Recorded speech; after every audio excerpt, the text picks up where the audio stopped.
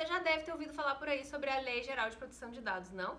Esse vídeo vai ser um pouquinho mais longo porque a gente tem que entender realmente como que essa lei vai afetar os seus eventos. Fica comigo até o fim.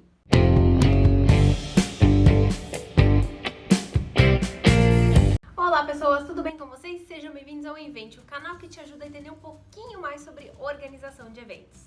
A Lei Geral de Proteção de Dados, ou LGPD, como ela é conhecida, estava sendo debatida já há 10 anos e em agosto de 2018 ela foi finalmente publicada.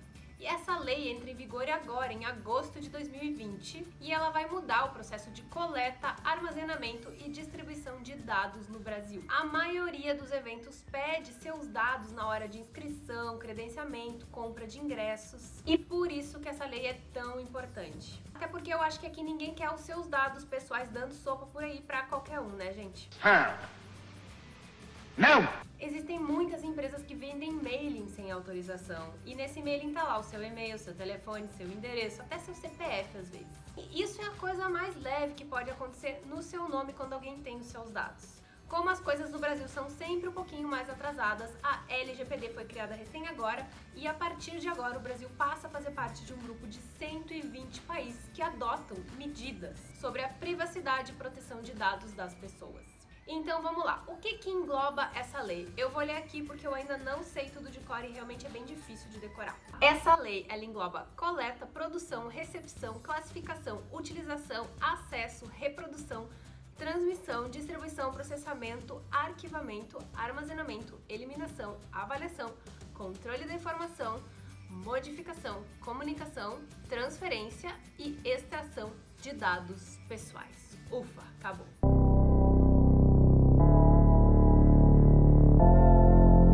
Então, sobre a classificação desses dados. A LGPD traz uma nova classificação. Então, como que ela define? Dados pessoais. O que são dados pessoais?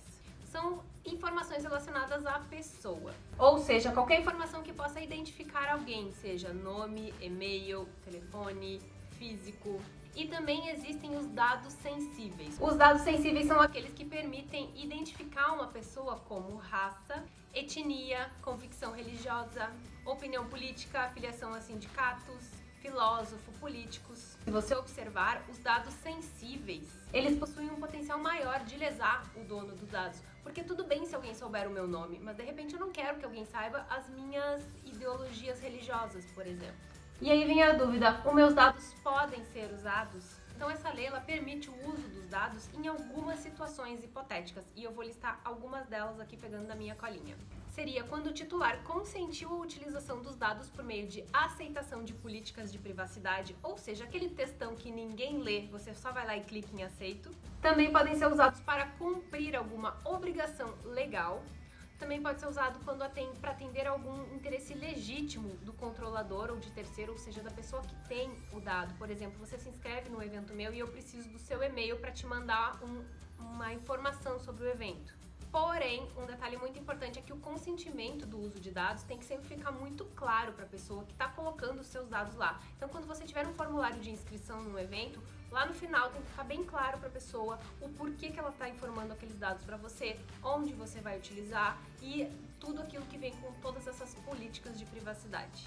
Quando se trata de criança ou de adolescentes menores de 18 anos, esses dados têm que ser sempre autorizados pelos pais. E no meio de tudo isso, a LGPD traz 10 princípios que devem ser levados em consideração na hora de você pedir o dado para uma pessoa. Por exemplo, finalidade. Para que você precisa dos meus dados? A adequação. Os meus dados que você pede, eles têm que ser compatíveis com o que você precisa. Se é para um evento, eu posso dar só meu nome, telefone e e-mail, por exemplo. Eu não preciso te falar meu CPF. A necessidade. Só peça dados que você realmente vai utilizar.